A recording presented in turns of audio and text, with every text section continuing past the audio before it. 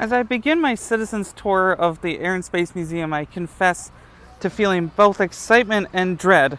Excitement because this is my favorite museum since I first fell in love with it when I saw it at age 11 for the Century of Flight, and that it has a lot of new exhibits now as part of the renovation that was anticipated for years.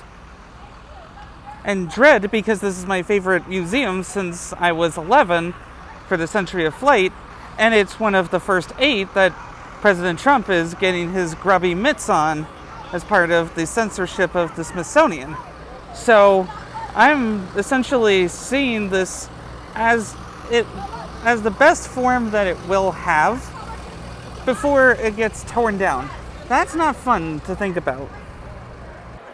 First and most unmistakably, the first and most awe-inspiring thing when you walk into this museum is definitely the Boeing Milestones of Flight Hall, with all sorts of planes from many eras of history hanging above your head. Yeah, okay, definitely you're getting eliminated as part of DEI. Also probably getting eliminated as part of anti-DEI.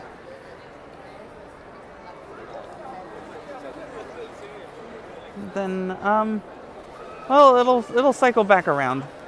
But there was this guy who was promoting a black flying club, and that's not allowed now.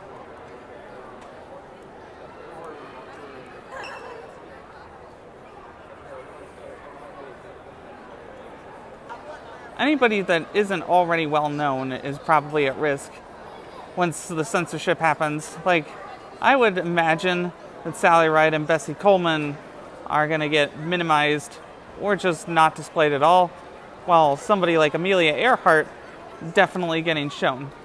Sally Ride, the first woman in space. Yeah, I wouldn't have known about Katherine Johnson without the display here today, and so I'm very concerned. Viking lander. 2-part Viking spacecraft began to launch 2 parts in the Republic.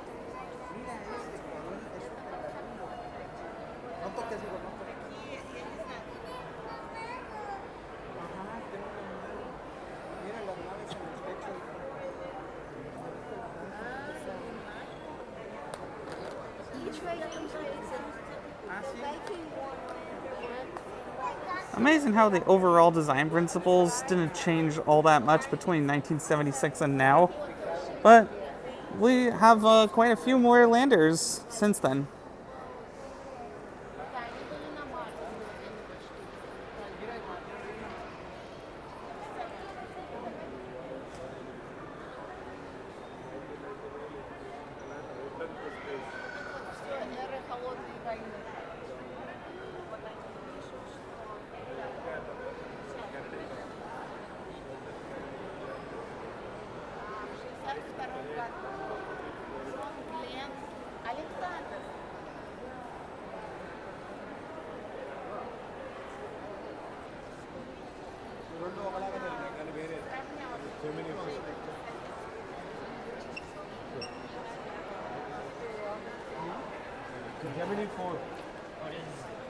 Oh man, the lunar lander. In the 1965 no?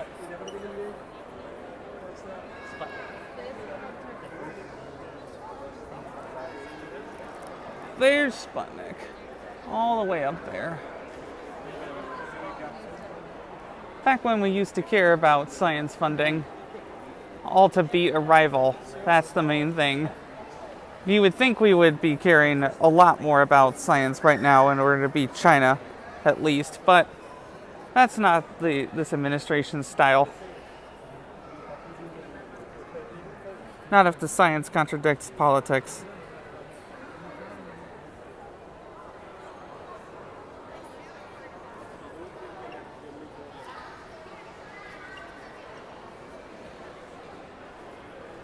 There's Sputnik 1, actually.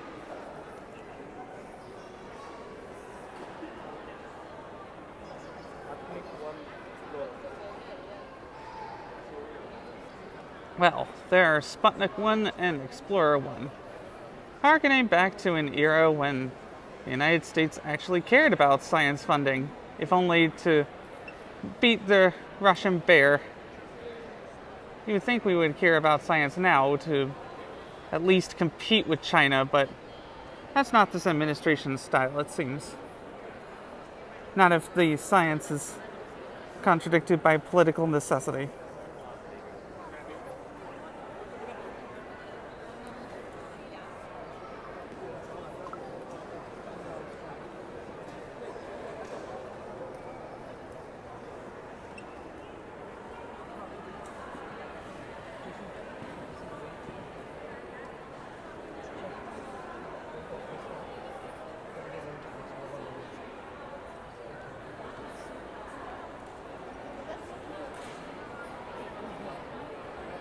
Ah, the Wright brothers and the invention of the aerial age, my favorite exhibit. Can't wait to show that to you guys after I've taken the glory of this lander. I like that they have tactile scale models now. Really gives people an idea of how the construction worked if they need to learn through feeling something. That is very helpful. National pride in rocket measuring. Name a more iconic duo.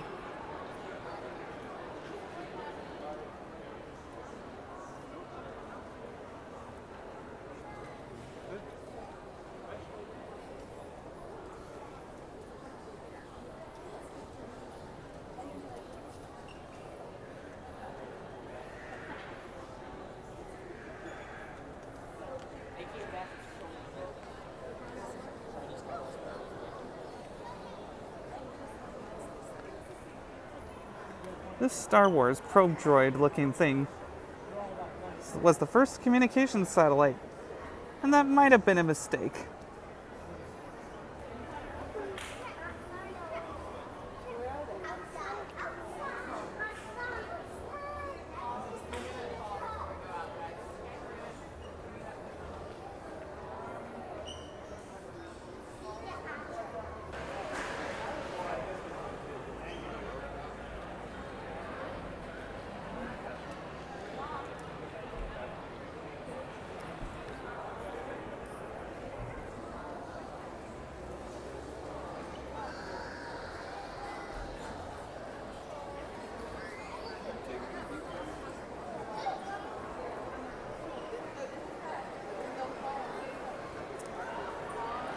I can't even imagine trying to get to the next town in that thing. My goodness. We've really come a long way.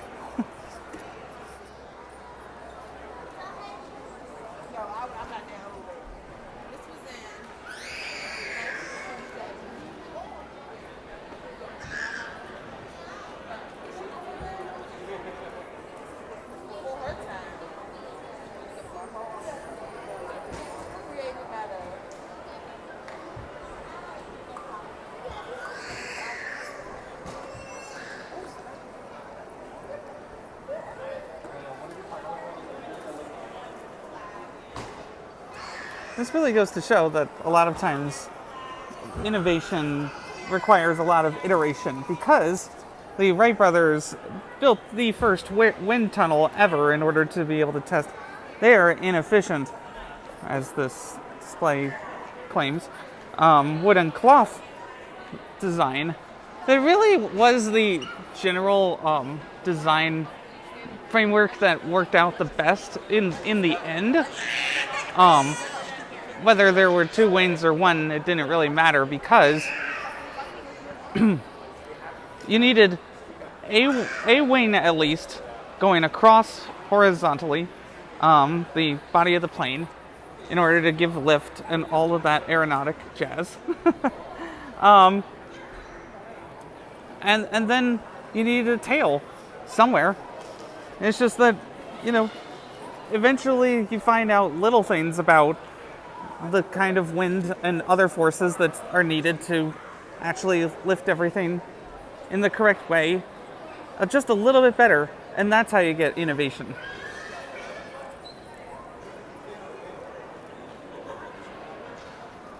especially in things like materials, such as the corrugated aluminium alloy. That you can kind of feel a little bit here. I can definitely see how that was durable.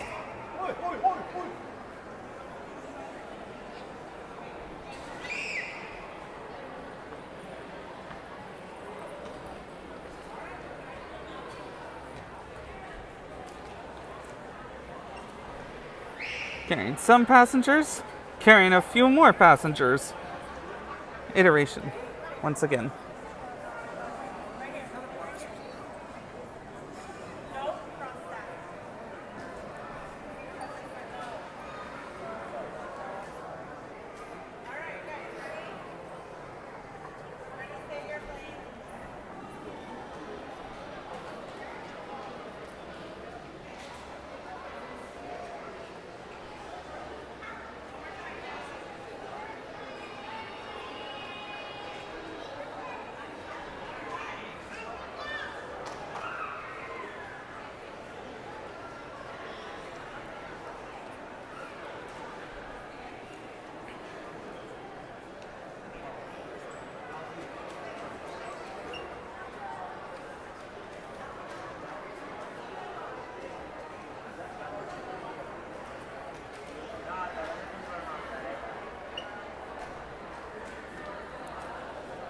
Well, I'm never complaining again about the approximately 24-hour layover that I'm going to have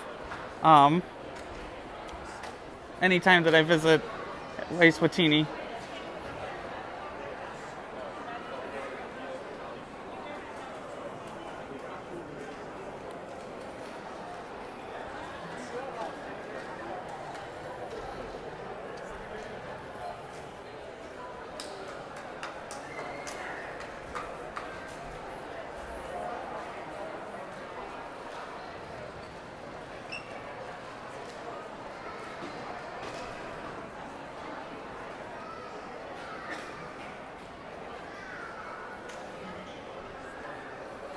A lot of times government investment is absolutely what's required to spur innovation in industries that have low profit potential, at least at first, without a high capital investment at the beginning. This is why the government should be in charge of things like healthcare and transportation, because, well, these are things that are absolutely necessary for economic innovation in general, but somebody has to take the risk to do that. And a high-risk operation that benefits the public good is something that the government should take on.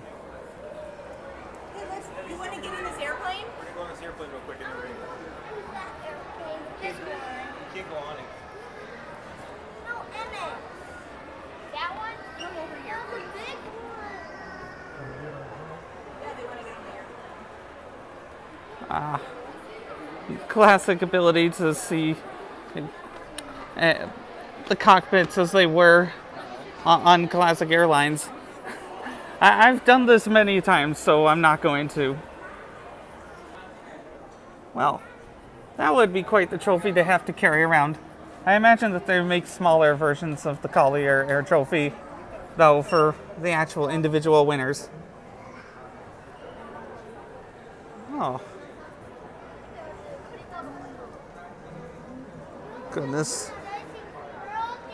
Harman International would certainly be a statement piece in particular.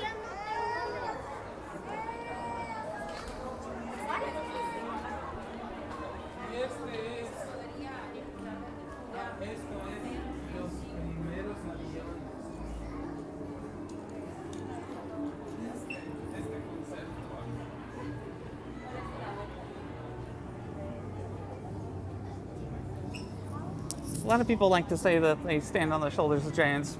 Really, how it happens is oftentimes they see the paths that the giants crashed into and don't make those mistakes. Like, it's easy to say, oh yeah, you know, you're going to possibly steer this with your body correctly, and so you're bound to crash eventually, but, well, nobody knows until they try.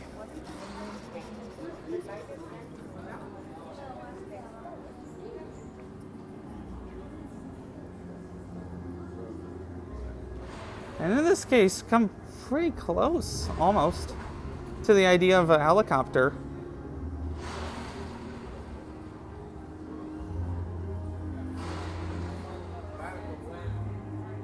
And unfortunately, the elephant in the room is that a lot of times technological development is spurred on by the necessities of armed conflict. It weighs heavily on me that airplanes, mankind's most amazing invention, are used for such horrific purposes all the time.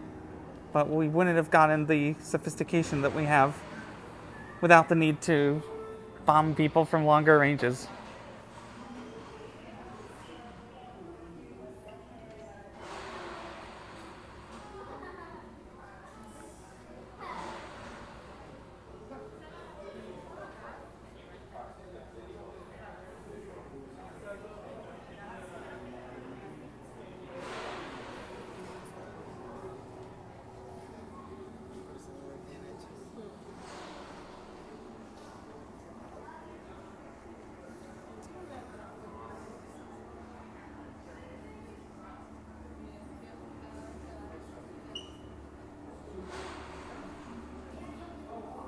Well, you're certainly wearing something different in the next iteration of this display.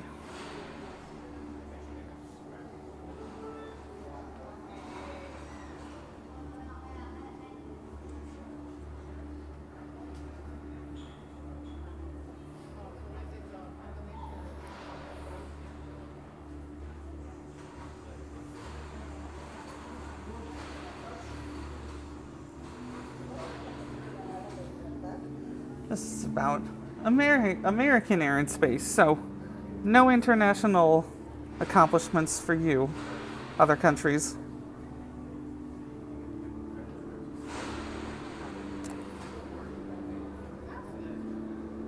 Maybe she'll be okay. Maybe she'll get to tell her story because she's the first, and that means, well, the start of infinite progress.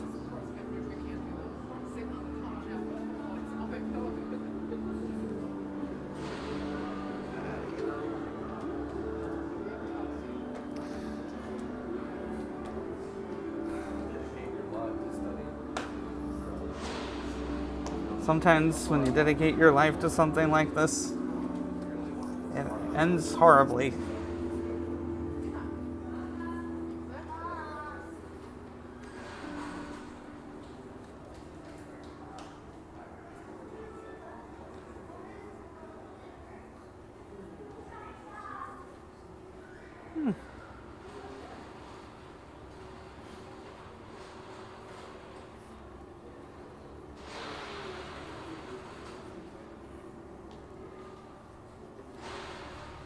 Tomboy of the air.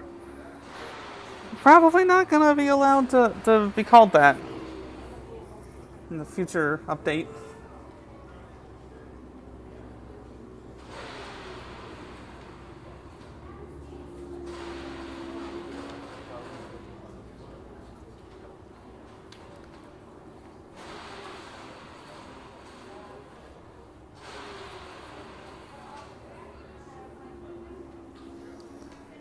Wow, a lot of important historical figures. Probably about a quarter of them are going to get their descriptions changed or removed entirely, is my worry.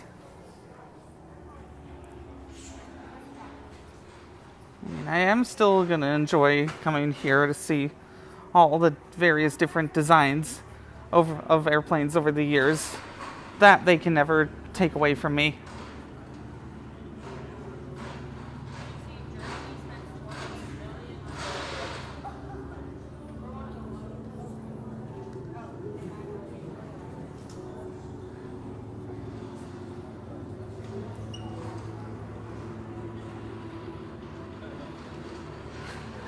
I kind of wish more airplanes looked like this one, though. That is just so hilarious. Let's see which one. Number 1. And the Hammer 2.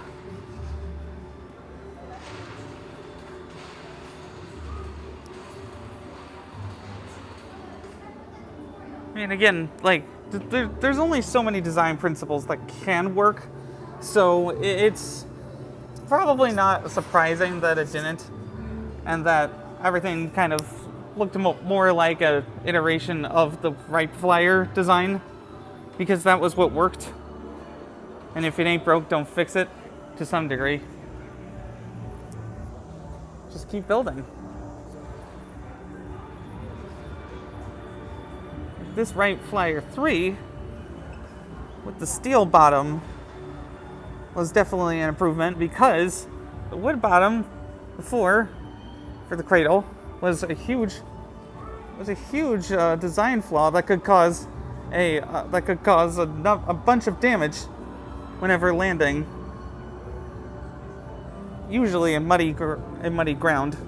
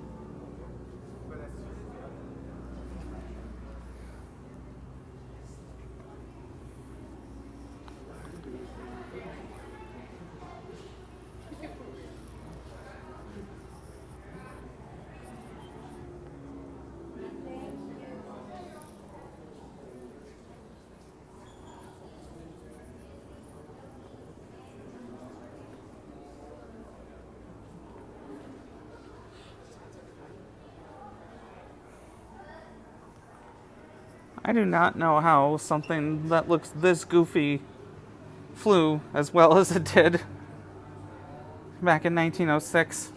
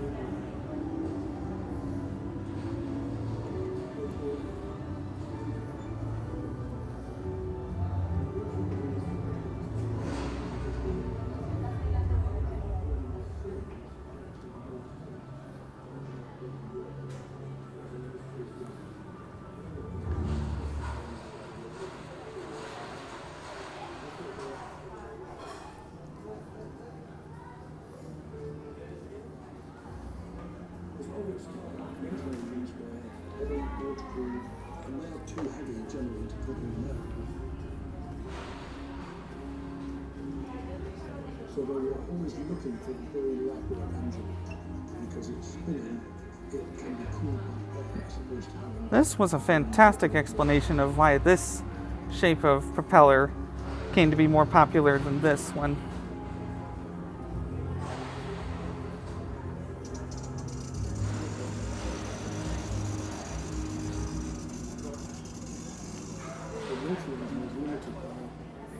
Two things. One is the fact that it's spinning means that if you make it bigger, then it will tend to tear itself apart.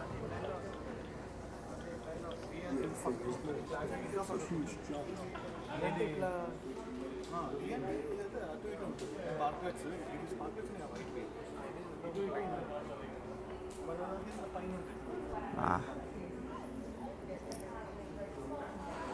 The ever popular simulators.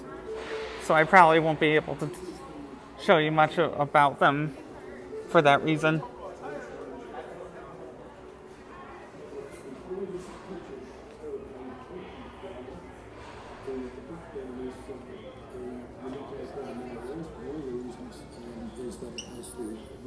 engine, and that gives the airplane super performance for its spec. It's possible for the pilot to mishandle the rotary to put the levers in the wrong place, and the engine stops.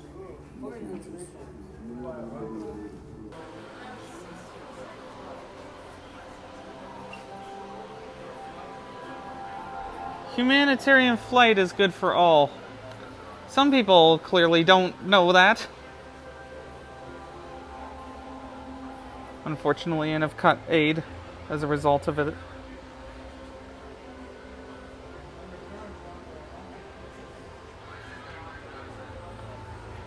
Yeah, and now nobody will know about that.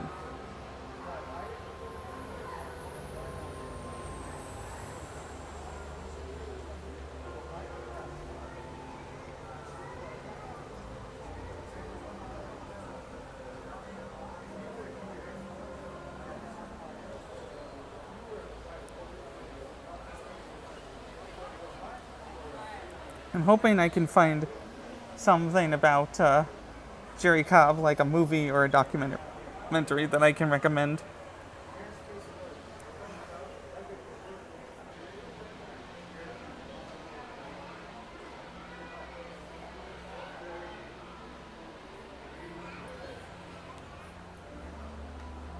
It is definitely nice to think about aviation at its best, with things like humanitarian aid drops and the Orbis Flying Eye Hospital.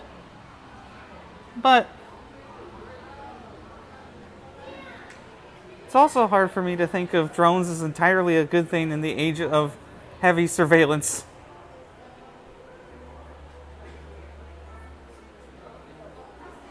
Like, what happens if we really are dependent on Amazon delivery drones for everything?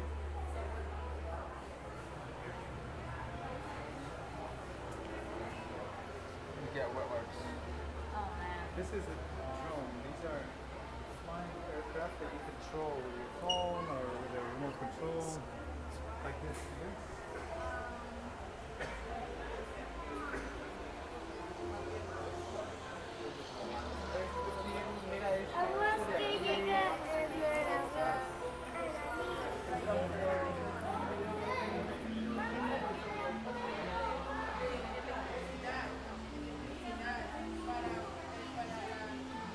This is the kind of plane I would love to fly if I was at all interested in risking my life to fly for any reason.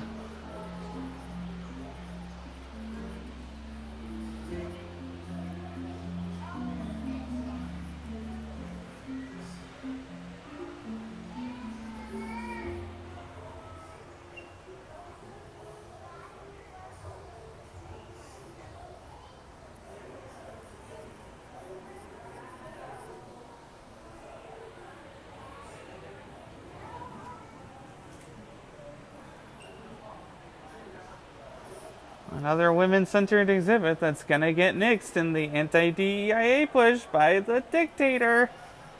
Ugh.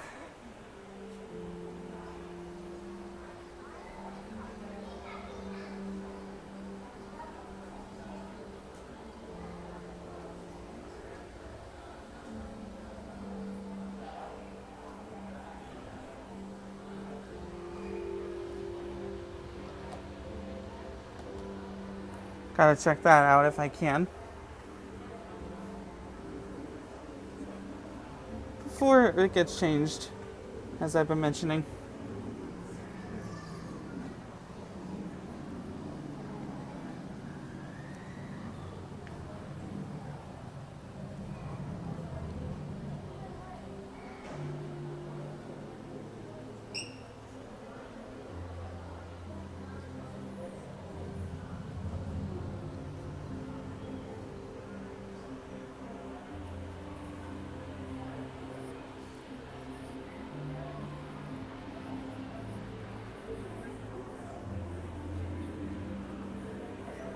Many of these milestones are quite extraordinary, but Transantarctic sends a chill up my spine in particular, because I would not want to chance that going wrong.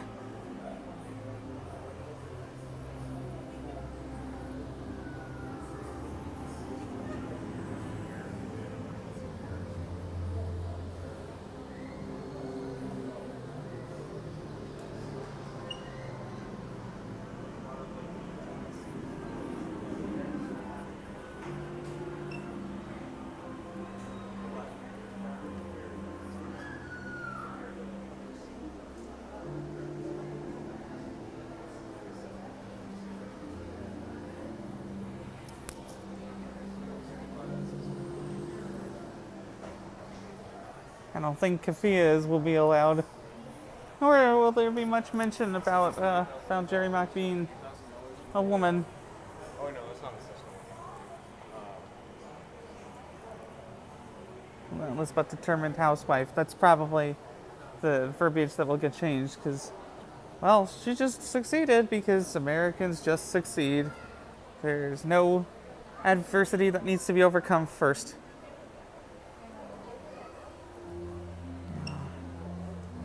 Airplane toys. I remember I had a Wright Flyer that I got in 2003. Ended up getting 2 more of those because they're very solid and very fun little collectible toy. That and one of them I thought I lost forever, but was actually at my parents' house. Anyway.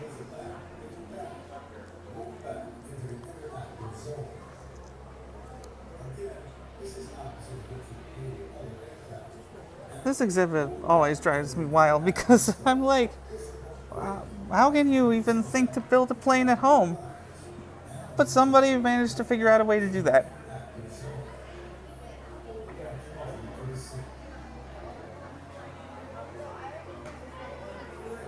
That would never be me, though.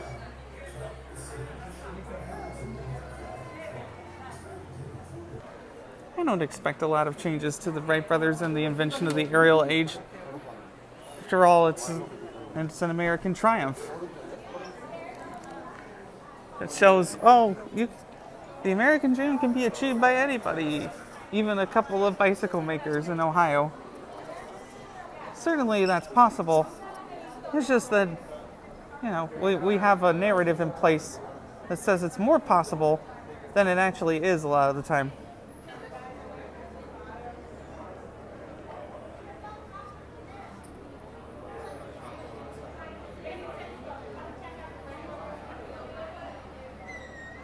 I'm probably just going to have it say Susan met Milton while studying literature at Hartsville, a college in Indiana, period.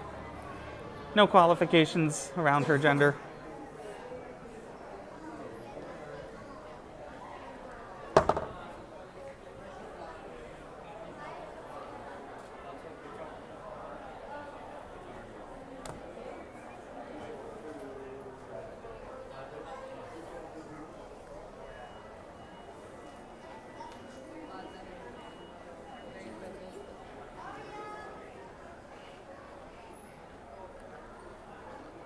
I'm glad that Susan was able to give her boys mechanical advice. That is quite nice for them.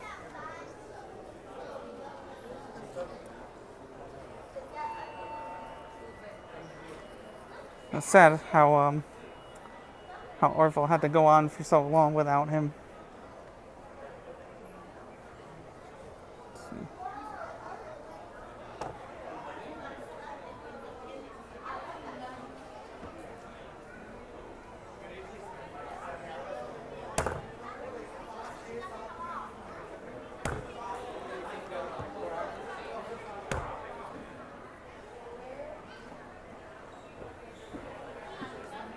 Some of these siblings I had no idea existed.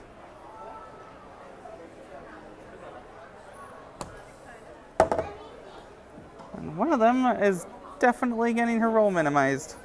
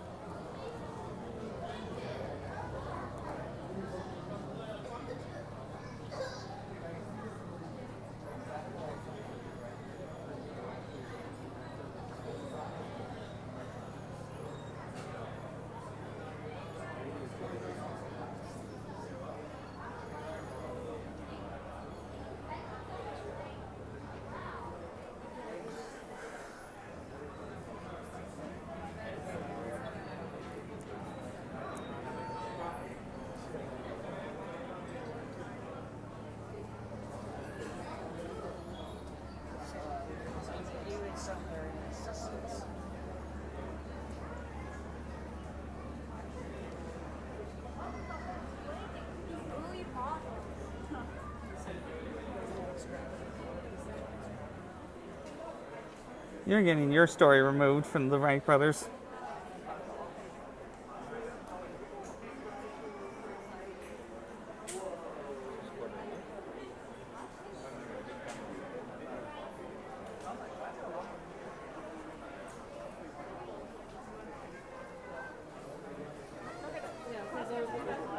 There it is, my favorite vehicle of all time.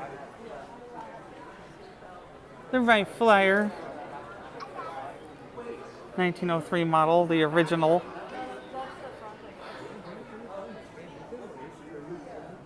With fabric restoration from 1985.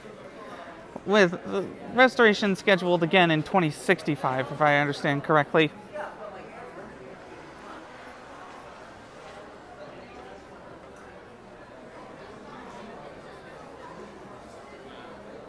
At least this will always be here.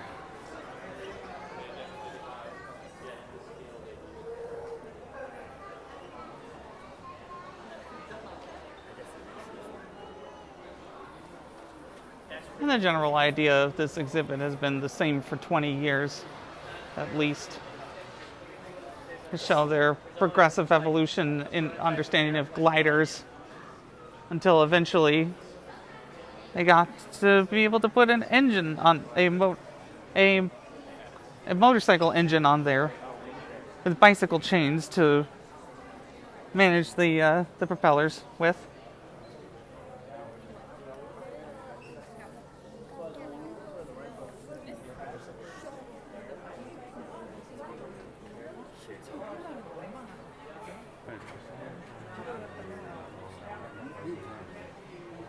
No pain, no gain sometimes. Unfortunately, that's how life works a lot of the time.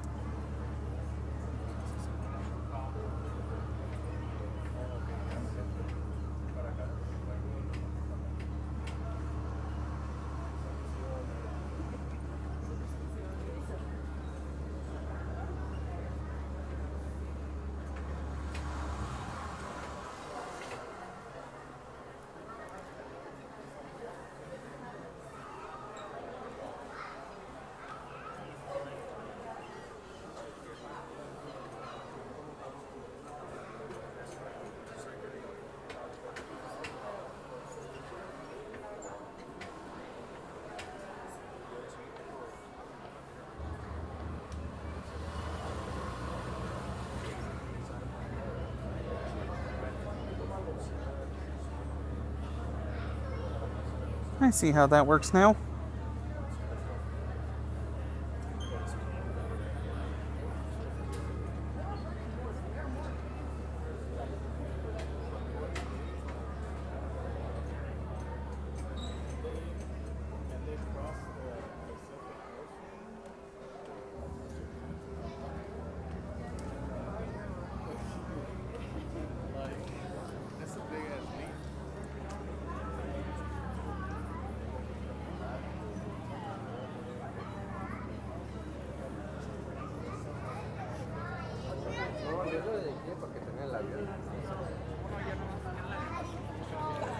Excuse me.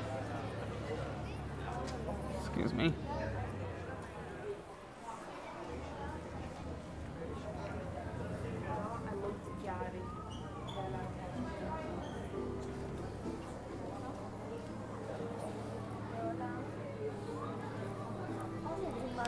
Infatti vedi che ci sono.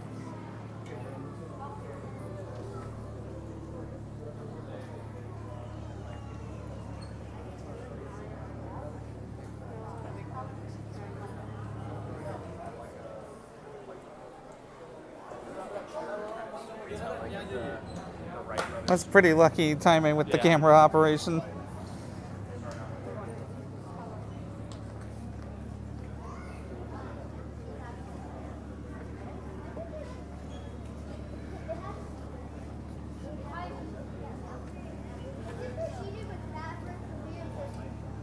best flight of the day.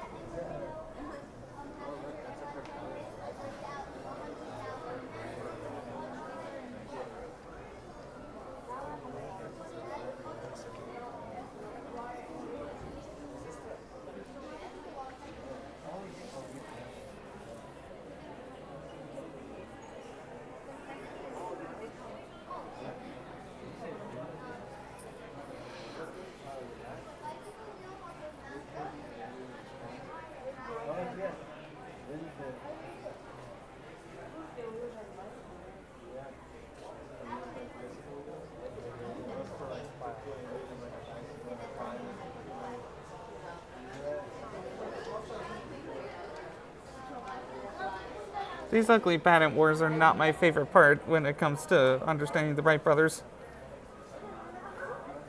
It's like, I get it. They worked really hard on the technology here, but ailerons were an innovation, not an attempt to destroy the patents that the Wright brothers have worked on. So they should not have been treated in that way with a lawsuit against Curtis.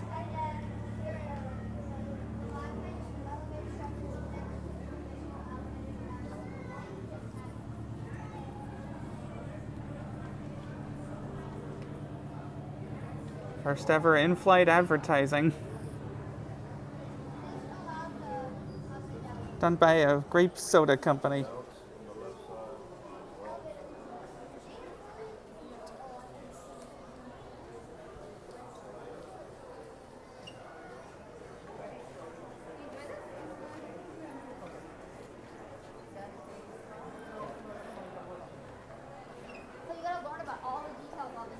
Wherever there's invention, there will always be fan merch.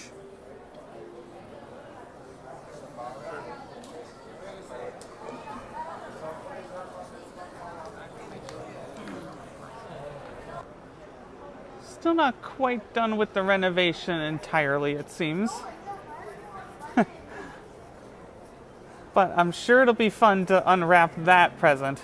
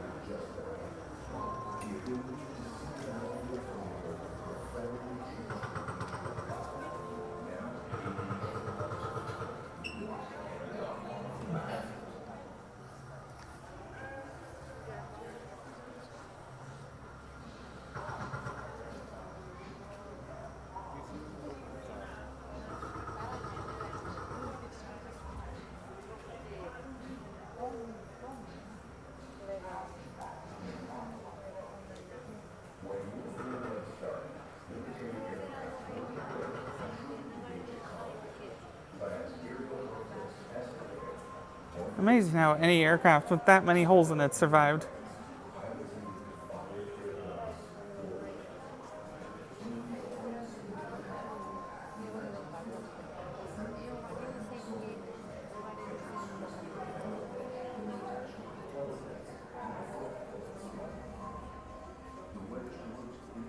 I see how that's unfinished.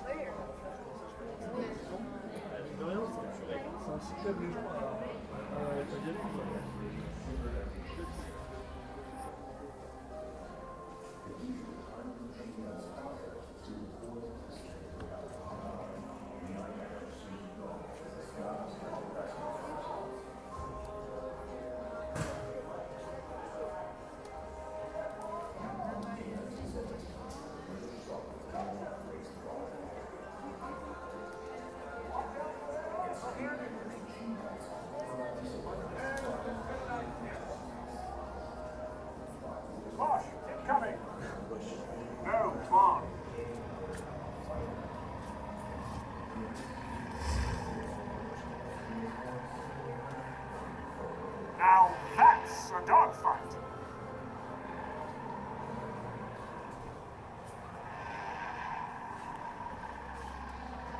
Must have been quite the terrifying sight to witness. Keep it up, lads.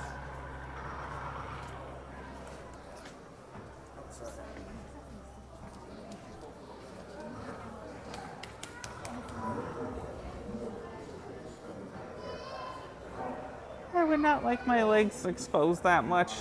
Thank you very much.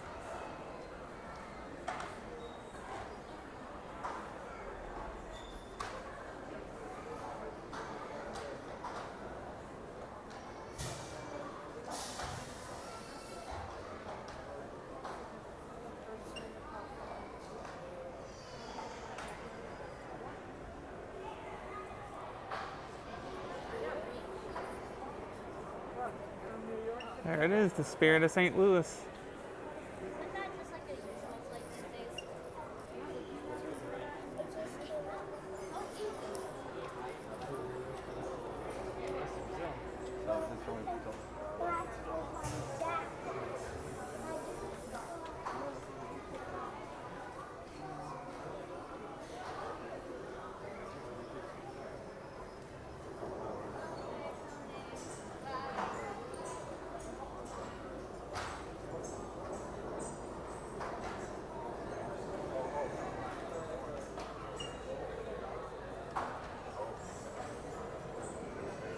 Oh, goodness gracious.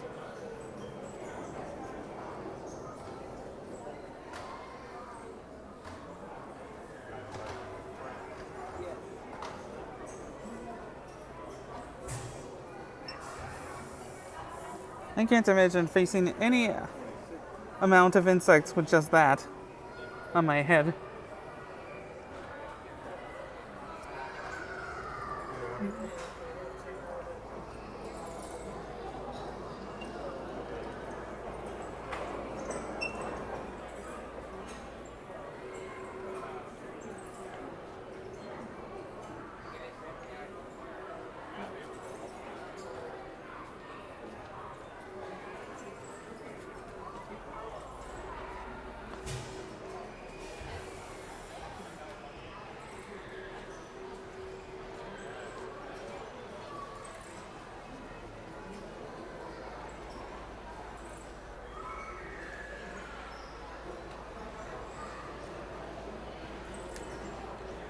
You had to get a license in France because of discrimination over here.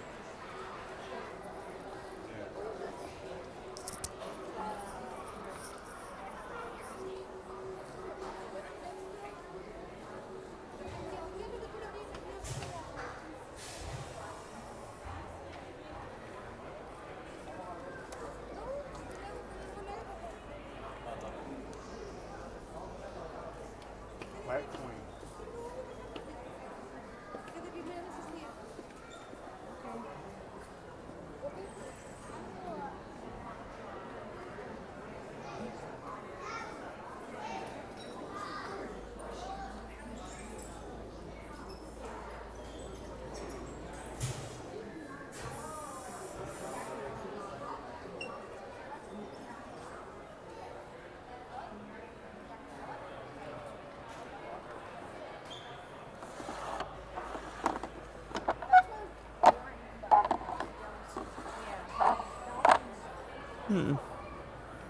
I don't really quite feel the feeling that this tactile exhibit is supposed to be giving me. I think that it's harder to lift things off, but I can kind of see the point anyway.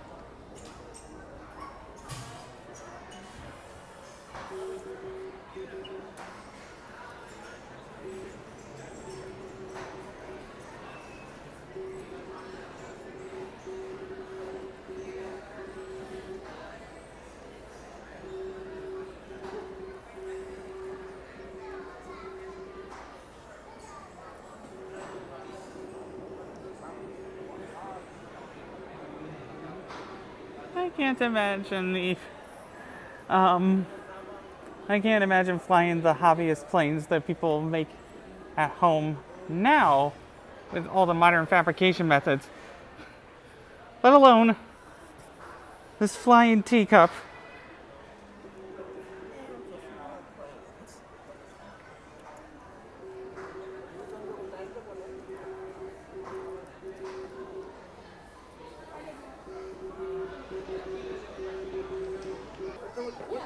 Futures in space. If we don't end up blowing each other up on Earth first.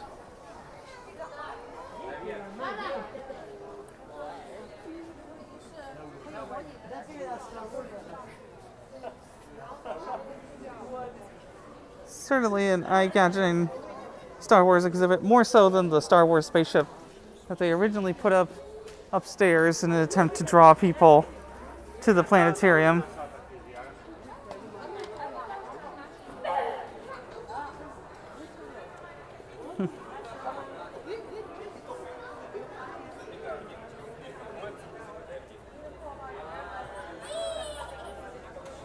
I did not realize this was an actual reproduction that was built by the Mythbusters. I'm betting that's something that he's done more recently, because I would have loved to see that back when I loved Mythbusters as a kid, but yeah, anyway.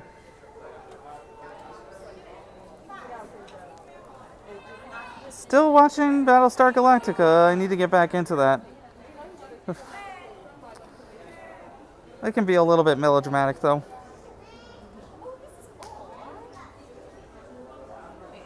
This was in the National American History Museum. Oh, really?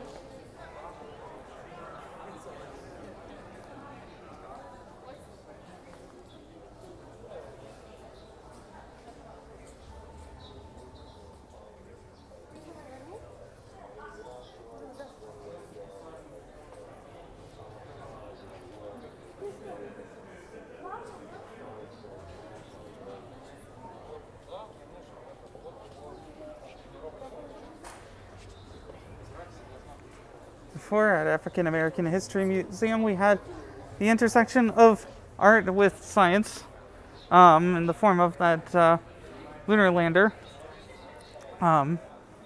built in a very African motif, with a very African motif.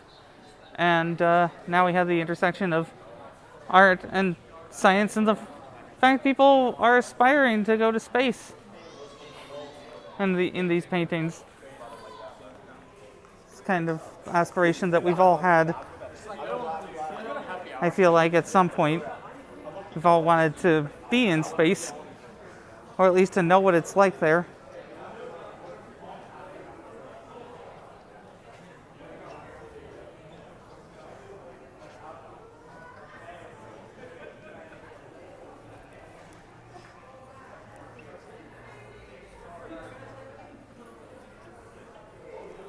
Oh great, Uncanny Valley time.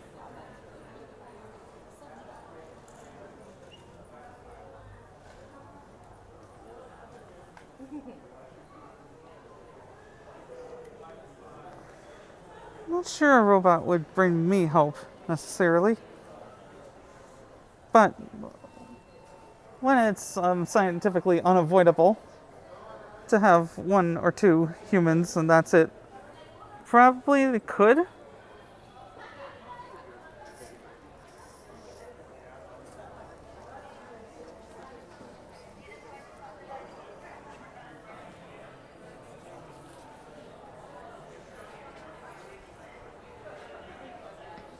Now this is a robot that would give me hope.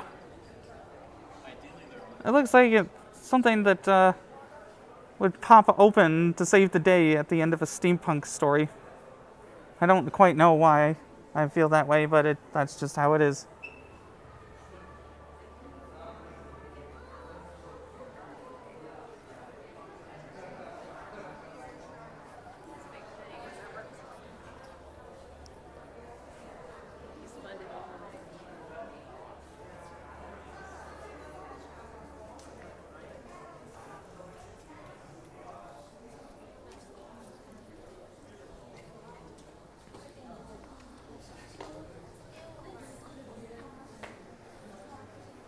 Wish there was some place to actually sit in this habitat that people would presumably be in for long periods of time.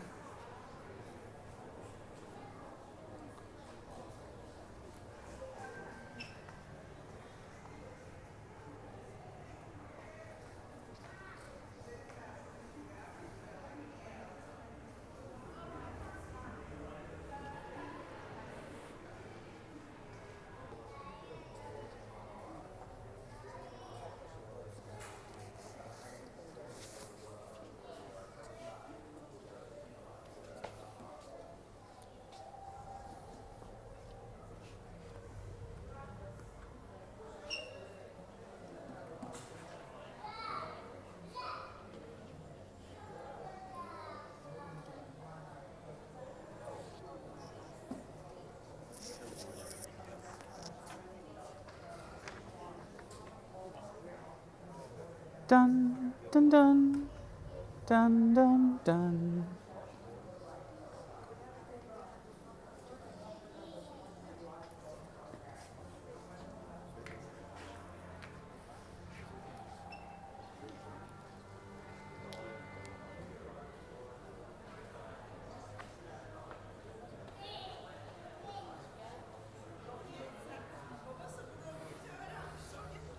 Lucky few indeed.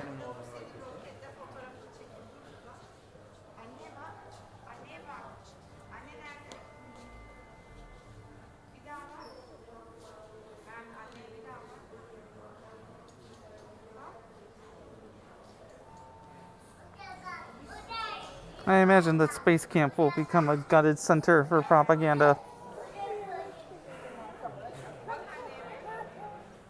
It's giving me a pit in the center of my stomach.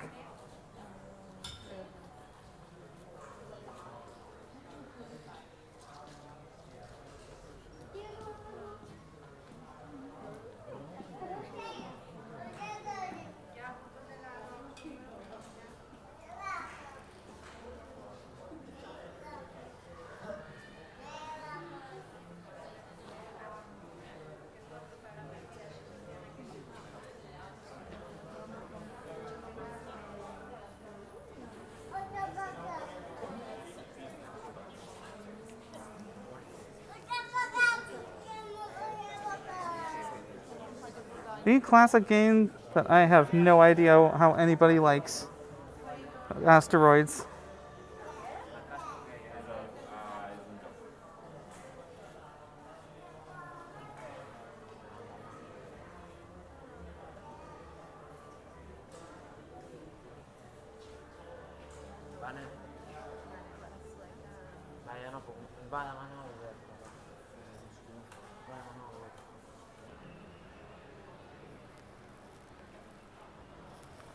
Perfect refutation to the free market or nothing tech bros that want to gut NASA as we speak.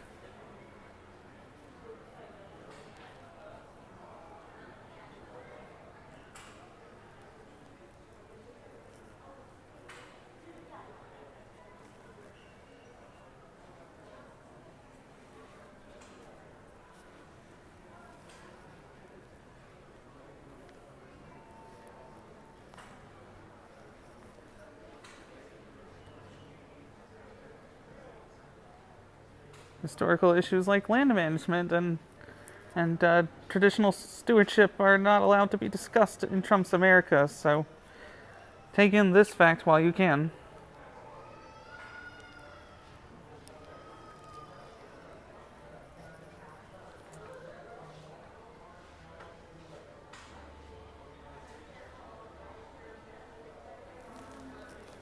I wonder if that's actual, like, calcium buildup from a rocket launch.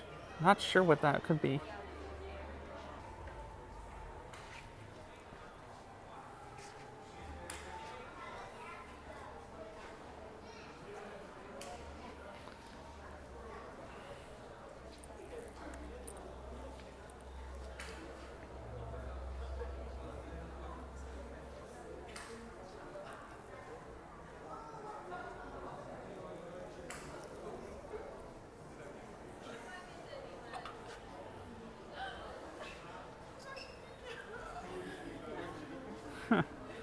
Blue Origin. Jeff Bezos' space dreams funded by all of our stupid crap that we bought on Amazon.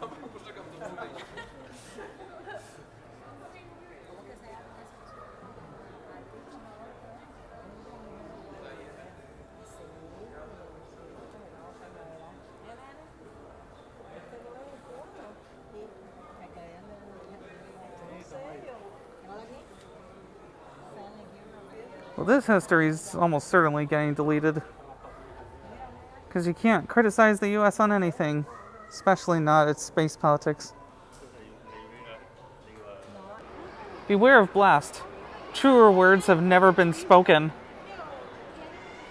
I'm also not used to a rudder as thick as this. My goodness.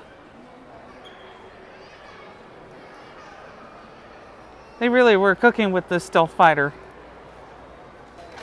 Okay, so I think there's definitely going to be some more chances to see those new ones before the biggest change is implemented next year, completely ruining what this museum has stood for. I was also mistaken earlier. This X-wing is still in the museum promoting. I guess that we have cool sci-fi things, kids, for the planetarium. It is a pretty neat little piece, but I wish that there was something that was more grounded around the planetarium itself. Fortunately, I was mistaken, and the X-wing is still above the planetarium. Love it.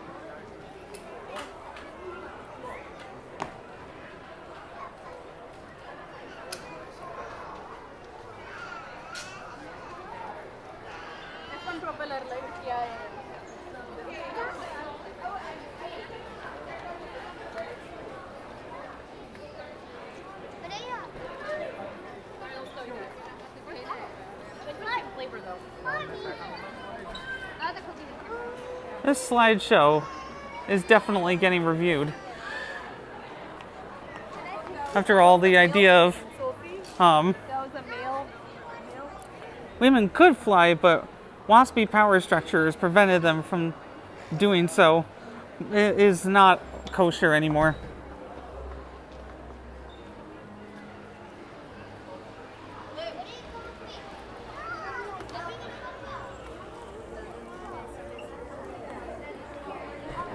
My favorite old exhibit with this museum, Destination Moon, and you'll see why very shortly. This didn't actually get all the way to the moon. It just went back into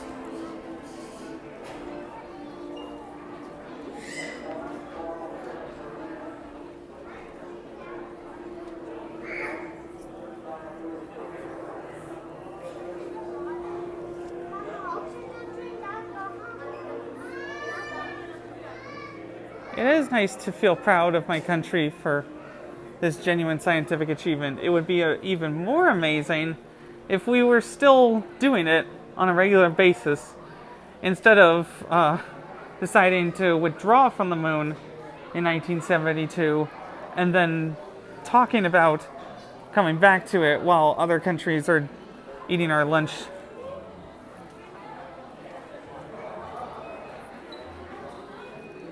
But no, we'll just be patting ourselves on the back.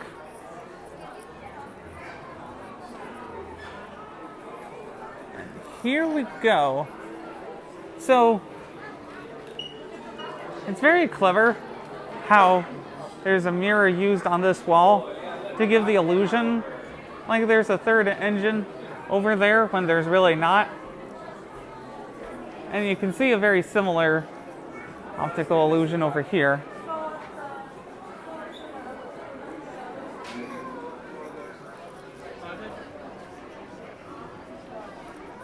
It's also always fascinating to me when they have very burnt engines on display. It's like, it's good on you that you're remembering to recover and preserve that too.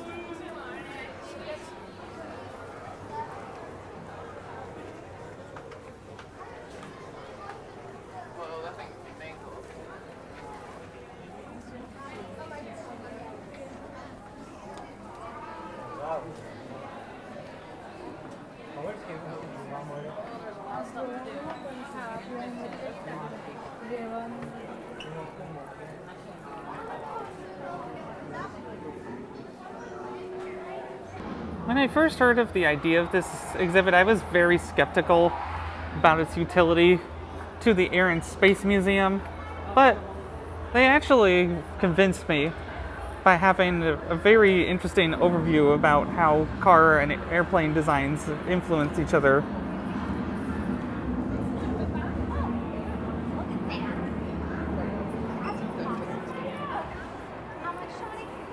It's very apparent, even just at a glance here.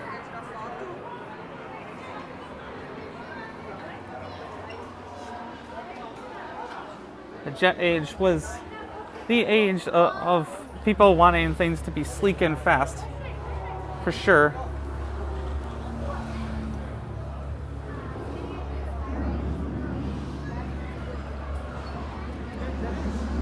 On display?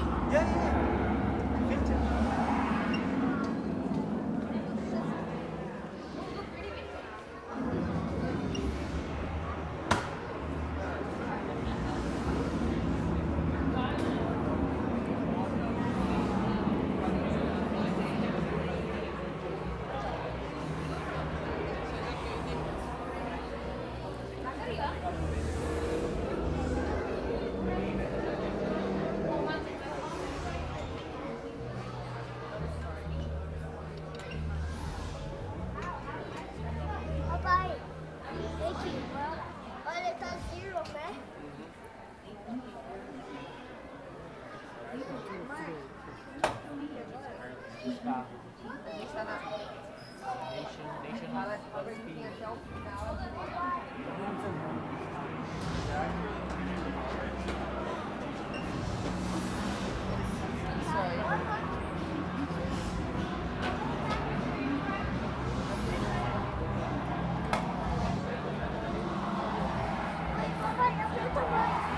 Multi-lane superhighways that will not be allowed to be symbols of splitting up communities at all.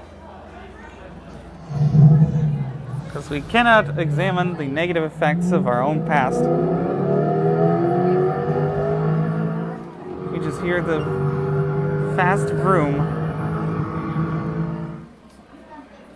And that's the legacy of the American car.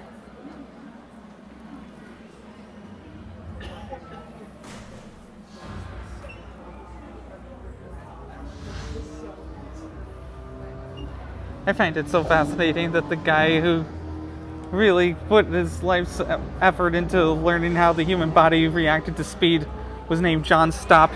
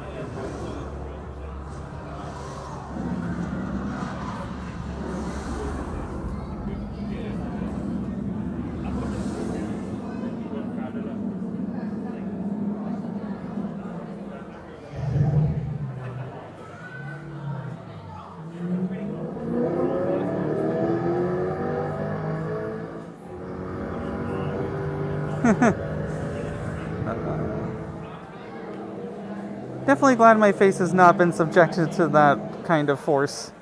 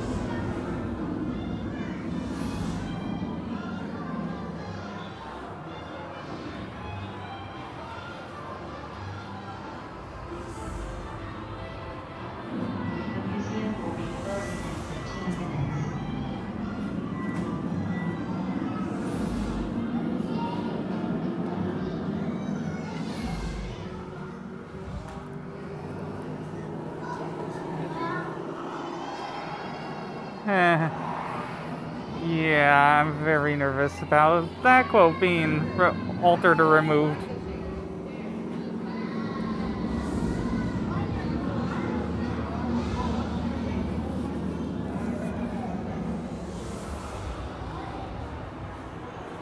And all these women getting removed as well.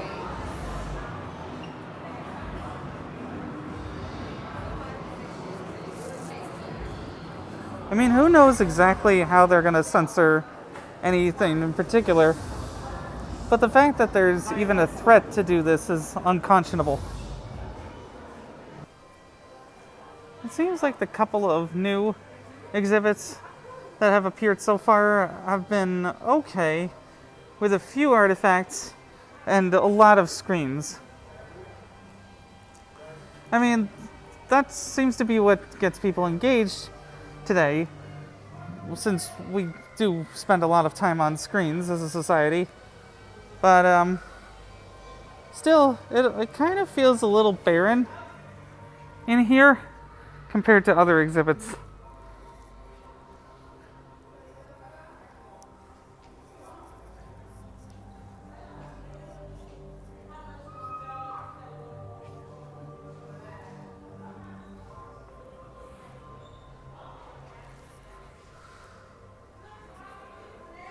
Ironically, we may need to innovate a little bit more in order to understand climate change more, but in doing so, we may end up causing more pollution that worsens climate change. Things like AI models come to mind, for instance, as a tool that could help with that, but also the energy and material requirements could be a problem.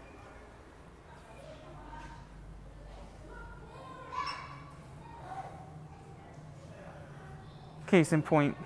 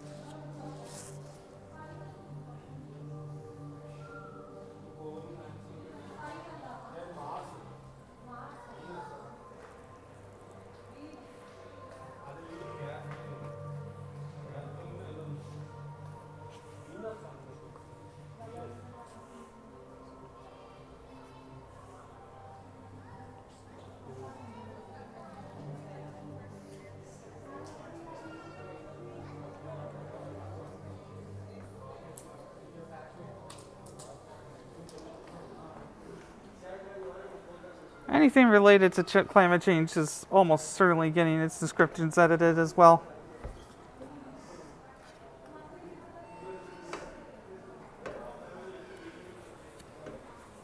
Climate change is a hoax after all, and we should just keep doing whatever we want because we're America, and nothing that we do can ever harm the climate.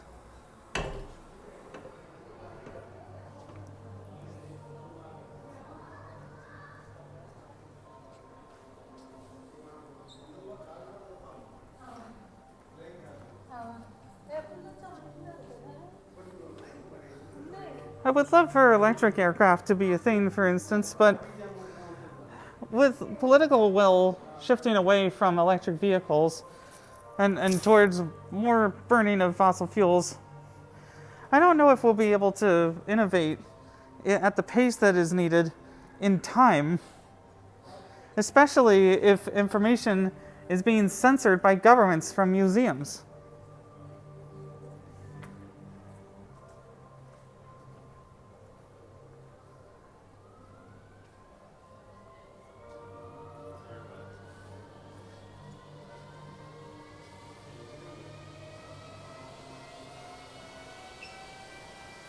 Vertical farming apparently just seems to cost a lot of money and does not actually grow the kind of food that would be needed.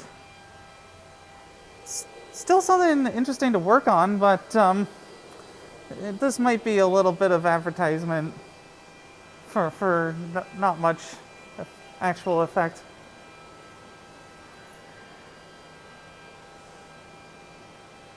I'm not certain, for instance, about the claims here regarding Florican. I'll need to do some more research on that.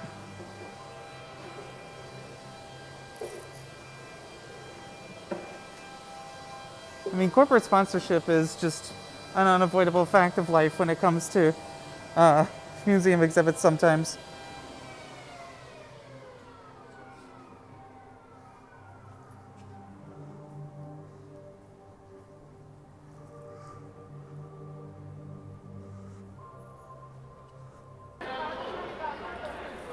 Alright, as the museum is closing, my thoughts. It's still my favorite place on Earth because airplanes make me happy.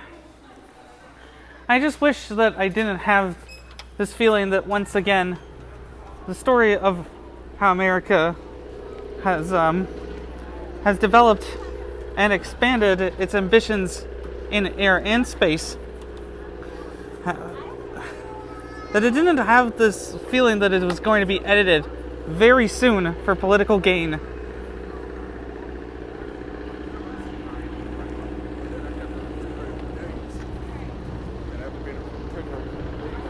But you know what?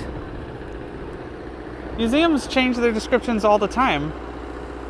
And as I pointed out, corporate sponsorship is a thing, and that always impacts the ability of museums to be objective.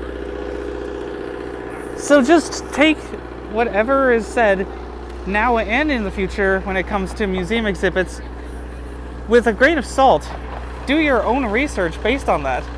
The problem is that people will just accept the official history when it's given to them, and I'm worried at what that's going to look like.